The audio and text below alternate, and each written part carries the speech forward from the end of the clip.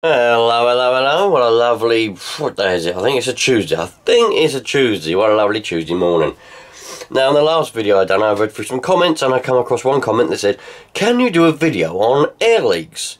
Because I think I got an air leak. So, yeah, let's have a look at some air leaks, shall we? And now, I was going to get a car, but I've got a little selection of engines here. I think we can use one of these as an example, because they have carburetors on them, and we can see a lot better than if we was to be looking at one that was in a car. So, lovely, this one will do the job. By the way, you lot, hope you all had a wonderful Christmas, because Christmas Day has just been and gone. Hope you had a wonderful time. I got 5 litres of WD-40. I couldn't believe it when I unwrapped that. I was over the moon. I was so happy. It's comes in very handy, this stuff, and it's a lot cheaper than if you was to keep buying the tins. If you keep buying the tins, that's expensive. Buy 5 litres of it, and you can get it like this one. Comes in a packet with the spray bottle as well. You can buy it without the spray bottle, but I got the one with the spray bottle. So very, very handy, and I hope that you lot got loads of good and interesting things, and I hope you had a wonderful time. So yeah, Christmas, gotta love it. Air leaks, yeah, so if I don't say anything, excuse me, if I don't say anything that that you thought of already, please don't hesitate to put it in the comments, and you know, we can all learn from other people's comments as well, because there is quite a few places where air can get into a nitro engine and cause a bit of havoc.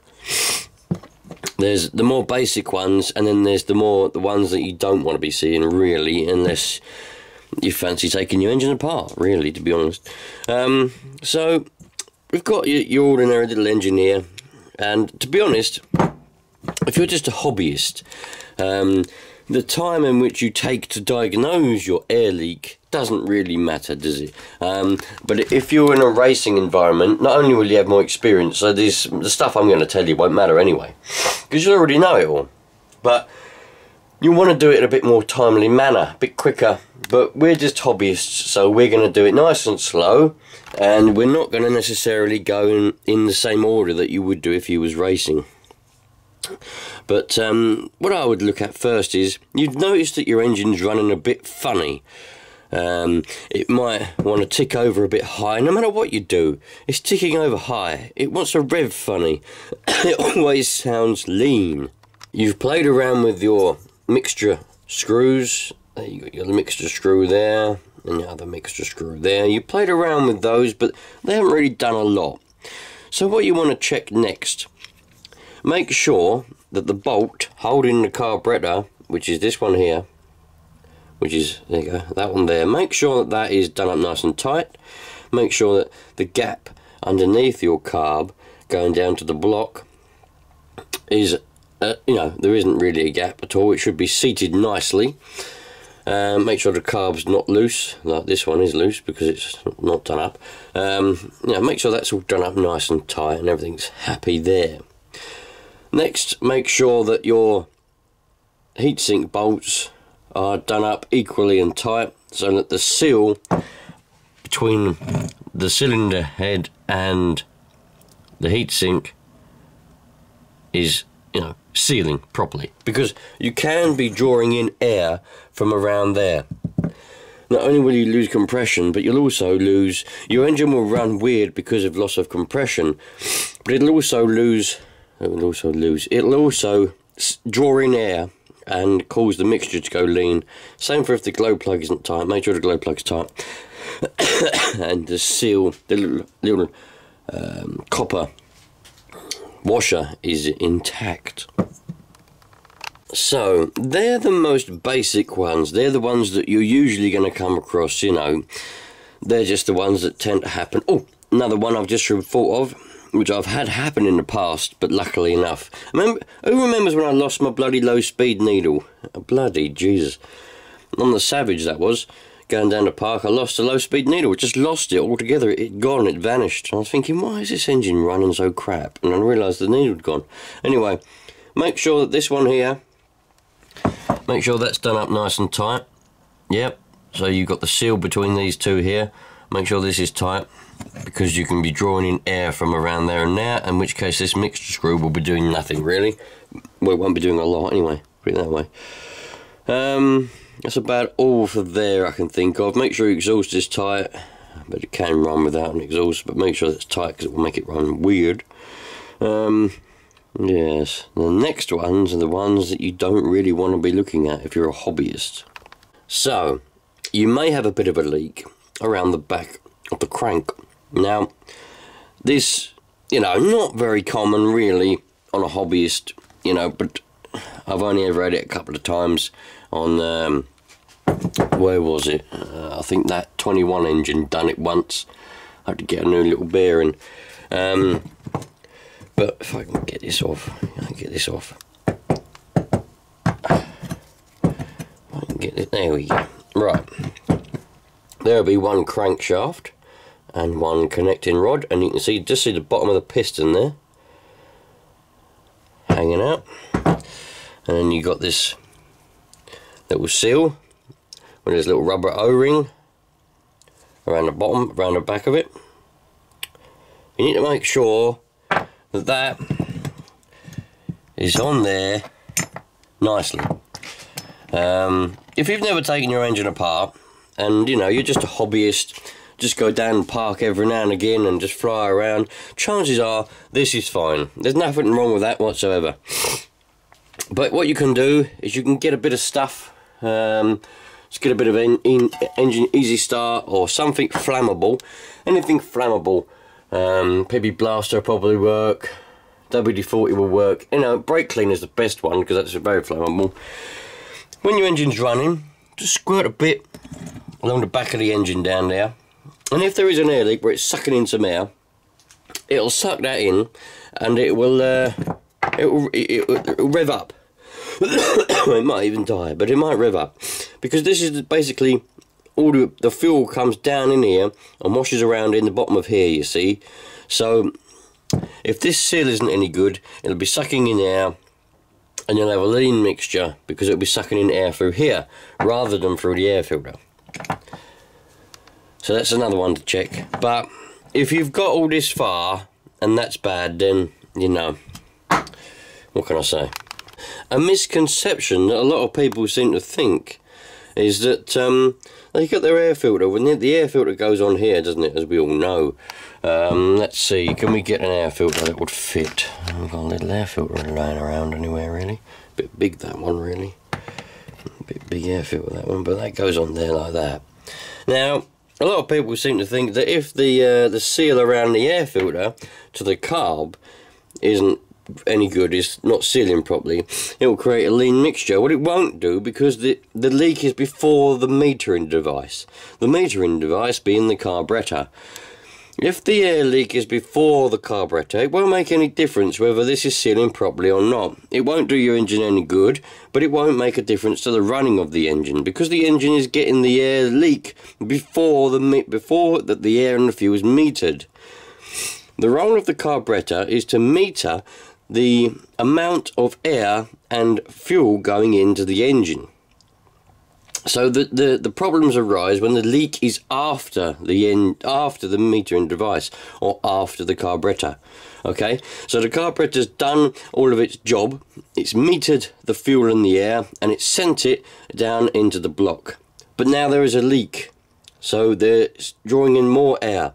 So all of the precise measurements that carburetor has done are now completely wrong because there's air being sucked in. But as I said, if the leak is before the carburetor, so if the leak is here, it won't make a difference. I've seen people go mad. Oh, I've got an air leak, the engine's not running right. I think the leak is on the air filter. Right. Well, it's not going to make a difference, is it? But they've gone mad. They've put tape around the air filter. They've put cable ties around it. They put silicone around the base of the air filter to make it seal properly.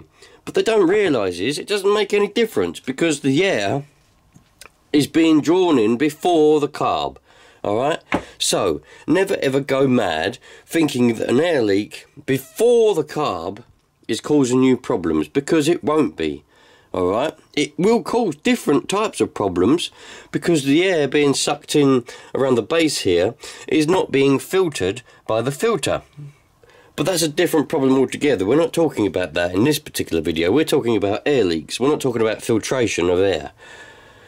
But just remember, if you've got an air leak here before the carburetor or here before the carburetor, it won't be really the reason why your engine's running bad. You'll have another leak somewhere down here. You may even have one in here somewhere. But yes, but there's not many places where air can actually leak in because a nitro engine is a very simple and small engine. So, unless I've overlooked one or two places, the only places that you really need to check is the base of the carburetor with the bolt. Make sure that's tight. Make sure your needles are tight. This one here, make sure it's tight, make sure the seal is good, and make sure that's all good. As I said, one test that you can do, and it's a test that I've always done, a lot of people are scared to do it, but I don't know why, they're just pussies. All you have to do, providing that your engine will run, because a lot of the people that say to me I've got an air leak, their engine's running, but it revs up all the time, and it's on full throttle, revs up weird, there's a delay in the throttle response. So you've got your engine running, okay? Start your engine up, just have it running. It might be running bad, but just have it running. And then all you have to do is get something flammable, as I've already said. We'll say engine's easy start. Your engine's sitting there, it's running, right? Just spray some. Just spray it around the bottom of the carburetor, around now, see, around the bottom there. Listen. Is there a change in RPM? Okay. Spray some around here. Psst, psst. Is there a change in RPM? Did the engine rev up? Did it bog down a bit? Did anything happen at all? If any change in engine tone, sound or RPM happens, you've got a bit of a leak on that particular place you've just sprayed it. Spray a bit more. Just keep spraying it on and see. And then you'll find where the places where the leaks are. Just by keep spraying flammable stuff on. Your engine's not going to catch fire by spraying a bit of stuff on the outside of it. It will not catch fire, okay? So don't be scared of it catching on fire. But yeah, there we go. And like I say, if any of you out there are shouting at the screen, what about this one? You've missed one. Then let me know. But air leaks are a pain in the arse, but they're also relatively simple to find and to fix. You just need to get on and do it. A lot of people's problems, and including my own, really, one of my problems is I do tend to put things off. I'll sit there and I'll be like, this engine's running crap. Oh well. And I'll sit there and I'll go again, oh, this engine's running crap. I won't actually go along and fix it. I know what to do, I just won't do it, because I'm too lazy. Don't be lazy. Alright, so if your engine is running bad, and you think you've got an air leak, just go and find the air leak. Start it up and do what I just said. I don't think I've missed any places where you can get some air drawn in. The main ones that I've ever had in my 20 odd years of experience of nitro is when these bolts ain't tight, you chuck a bit of air in through here. But the main one is the bottom of the carburetor, because you don't realise it, but that little bolt comes loose. The carburetor gets loose enough to suck in some air along the bottom of the carb. And then that way, the carb's done its metering, it's done its job, but it's sucking in air after it. That's the main ones. The crank and everything, they do happen, but not quite as often as the carburetor. So hopefully, I've helped you out trying to work out where your air leaks are, because obviously if you're watching this, you've probably got an engine with an air leak. So, there we go. Put in the comments if anything I said did help you, and then again put it in the comments if it didn't, because I want to try and help you lot. So if I can find another way to put my point across and help you, I will do.